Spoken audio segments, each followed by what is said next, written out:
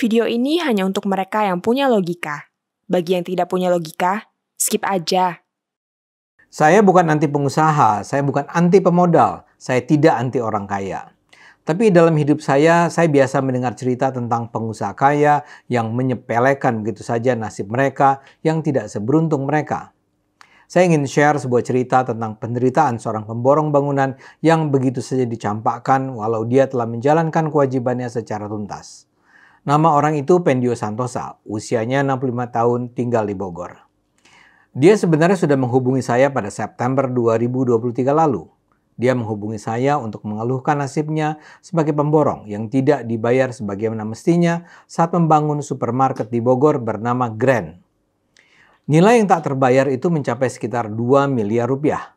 Grand adalah sebuah supermarket yang berlantai 5 yang cukup terkemuka di Bogor, antara lain karena harga jual barang-barangnya yang relatif lebih murah. Karena itu saya sangat heran mendengar apa yang dilakukan Grand terhadap Pak Santosa. Pak Santosa sudah selesai menjalankan kewajibannya membangun Grand 8 tahun yang lalu. Tapi sampai sekarang, sebagian besar biaya jasanya tidak diterimanya secara utuh. Pada 22 Oktober tahun lalu, wawancara saya dengannya sudah ditayangkan di saluran YouTube Ade Armando Official. Judulnya, Derita Pemborong yang Tak Dibayar Pemilik Swalayan di Bogor. Tapi cerita itu sama sekali tak diindahkan. Saya share kembali saja ceritanya pada Anda. Pak Santosa mengatakan dalam setiap proyek yang ia kerjakan, selalu ia laksanakan dengan niat baik. Proses pembayaran jasanya memang bisa panjang, tapi ia selalu percaya bahwa itu akan diselesaikan dengan baik. Dia sebelumnya pernah menangani proyek pembangunan sekolah Mardi Yuwana yang terletak di Jalan Siliwangi di Bogor. Ia sebenarnya nyaman dengan pembangunan Grand ini antara lain karena lokasinya sangat dekat dengan rumahnya. Hanya perlu jalan kaki sekitar 6 menit lah. Di awal proyek pada Februari 2014 telah dicapai sejumlah kesepakatan bersama. Pak Santosa harus mengerjakan pembangunan secara bertahap. Di tahap pertama nilai proyeknya mencapai kurang lebih 8 miliar rupiah. Harga dasar borongannya adalah 2,4 juta rupiah per meter persegi. Spesifikasi materialnya sudah diperinci secara tertulis. Harga borongan itu relatif murah karena kalau dicek ke buku konsultan, biaya rata-ratanya adalah sekitar 2.550.000 per meter persegi. Pak Santosa juga membantu pengurusan izin mendirikan bangunan atau IMB. Dia pun bertanggung jawab menangani urusan pekerjaan listrik, penangkal petir, dan pintu gerbang utama. Sistem pembayaran untuk dana pembangunan proyek dilakukan sesuai dengan kemajuan di lapangan. Sesudah proyek berjalan sekitar 1 bulan, pemilik Grand bahkan meminta ada kesepakatan bersama tambahan. Tambahannya cukup serius. Isi fondasi sumur diubah menjadi 100% beton, sementara sebelumnya 30% batu kali plus 70% beton. Beban hidup pada lantai toko berubah menjadi 400 kg per meter persegi, sementara sebelumnya 250 kg per meter persegi. Selama bulan puasa, kegiatan proyek harus mengalah pada kegiatan toko yaitu keluar masuk mobil-mobil supplier dan orang yang berbelanja. Perubahan-perubahan ini menyebabkan biaya pembangunan menjadi lebih mahal, namun tetap dipatuhi oleh Pak Santosa. Bahkan sesudah proyek tahap 1 mencapai progres sekitar 70%, pekerjaan beton di tampak muka di lantai 3 sepanjang 9 meter dengan lebar 90 cm harus dibongkar. Karena Pak Santosa diminta tidak menggunakan badan usaha, maka untuk sejumlah material PPN pun ditalangi dulu. Pak Santosa juga diminta melakukan pekerjaan tambahan, yaitu ruang lobi plus lift dari lantai dasar ke lantai 4. Saat pembangunan sudah mencapai 95,5% progres, Pak Santosa meminta pembayaran tambahan, tetapi tidak dipenuhi. Pak Santosa sudah menghabiskan biaya sekitar 6 miliar 180 juta rupiah. Pihak Grand meminta Pak Santosa membereskan dulu IMB dengan dana apresiasi sendiri. Ini tentu saja makan waktu dan tenaga, namun dengan niat baik Pak Santosa tetap mengupayakannya. Pada Agustus 2017, IMB Grand akhirnya diperoleh dan diberikan. Biaya yang dikeluarkan untuk memperoleh IMB ini mencapai 92 juta rupiah sebenarnya, tapi baru dibayar Grand 35 juta rupiah sampai saat ini.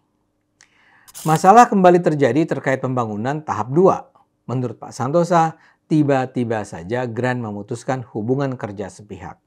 Pembangunan tahap 2 diberikan ke pemborong lain, termasuk pekerjaan listrik dan pintu gerbang utama.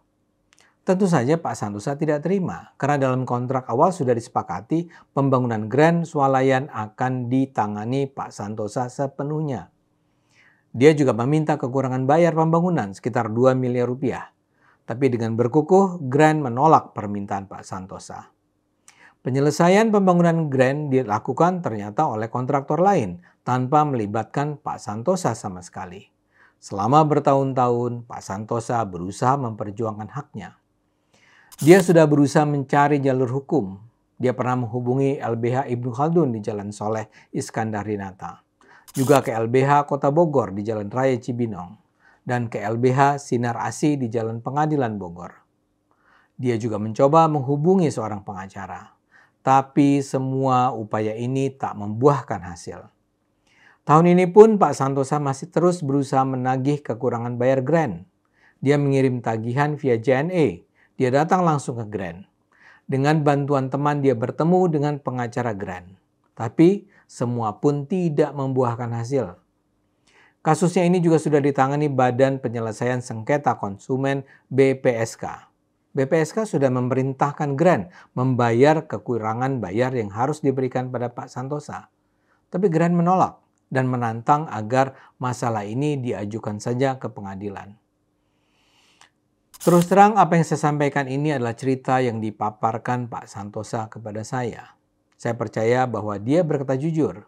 Namun kalau cerita ini didengar Grand dan mereka merasa cerita ini memuat informasi yang salah atau bahkan bohong, saya persilakan pihak Grand memaparkan kisah versi mereka. Saya sendiri cenderung percaya karena Pak Santosa memperlihatkan berbagai dokumen yang memperkuat ceritanya. Dan kisah semacam ini bukan sesuatu yang asing saya dengar. Berbagai cerita yang selama ini yang saya dengar memang memberi kesan betapa sulitnya pihak lemah berhadapan dengan pihak yang kuat di Indonesia. Mereka yang lemah hanya mengandalkan keyakinan bahwa semua pihak akan bekerja dengan niat baik. Mereka menjalankan kewajiban mereka sebaik-baiknya. Tapi ketika mereka kemudian dikhianati, mereka tak tahu harus berpaling pada siapa. Seperti diceritakan tadi bahwa berbagai badan yang menyebut diri sebagai lembaga bantuan hukum mengabaikan saja pengaduan yang diberikan. Saya sendiri mengangkat kisah ini di kanal saya karena saya percaya cerita Pak Santosa ini harus didengar. Saya percaya Pak Santosa harus dibantu.